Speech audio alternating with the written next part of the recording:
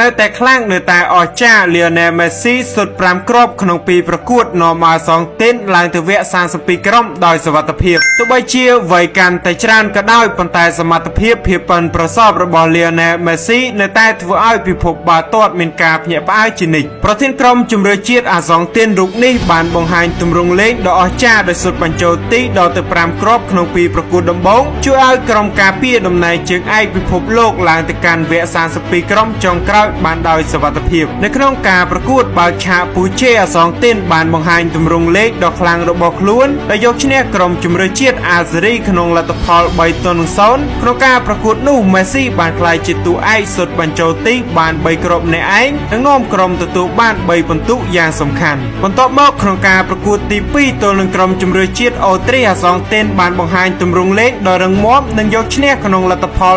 2-0 ទោះបីជា Messi ខកខានក្នុងការសុទ្ធបាល់ពីនៃ 11 ម៉ែត្រក៏ដោយប៉ុន្តែខ្សែប្រយុទ្ធឆ្នើមរូបនេះនៅតែបង្ហាញគុណភាពដ៏អស្ចារ្យរបស់ខ្លួននៅនាទីទី